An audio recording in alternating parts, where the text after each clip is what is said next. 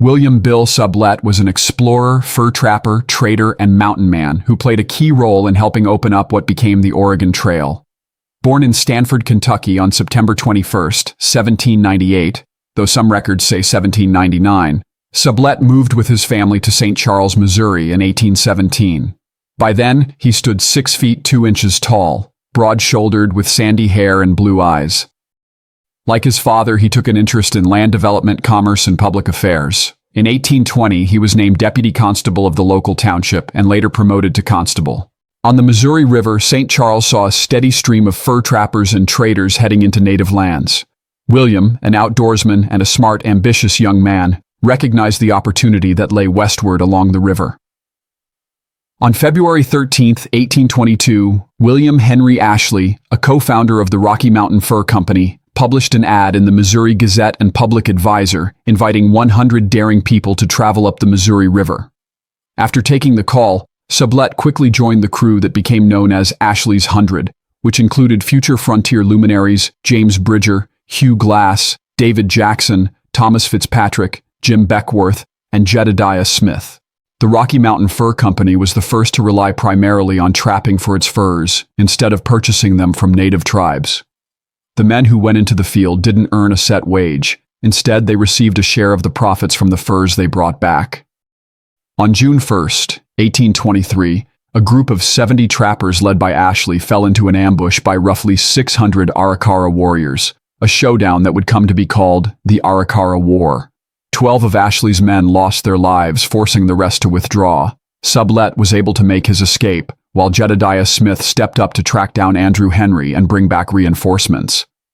A couple of months later, Colonel Henry Leavenworth, leading 200 soldiers alongside 700 Sioux allies, with Sublette temporarily serving as a sergeant major, defeated the Arikara in a showdown at their villages on August 9th.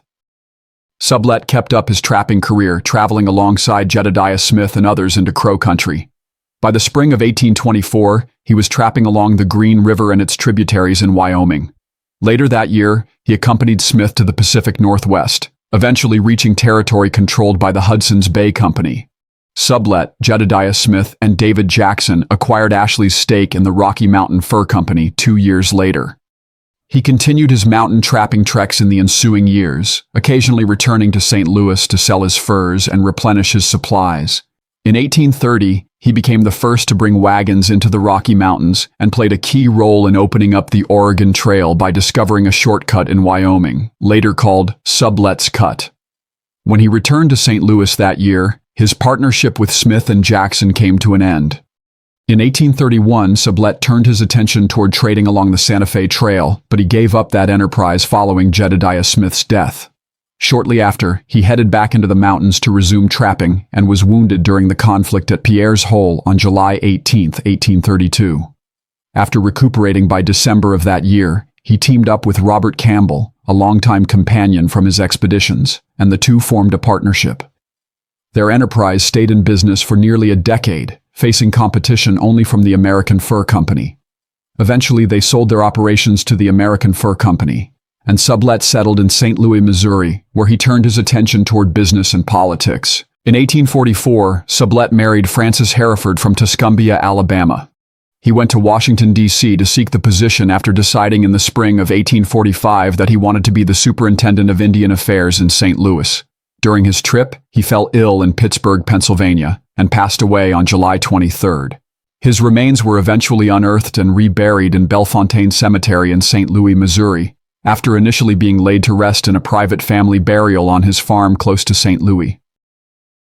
Sublette passed on his estate to his wife, Frances, under the stipulation that she retain his surname. 4 years later, Frances married his brother, Solomon P. Sublette, allowing her to keep the Sublette name.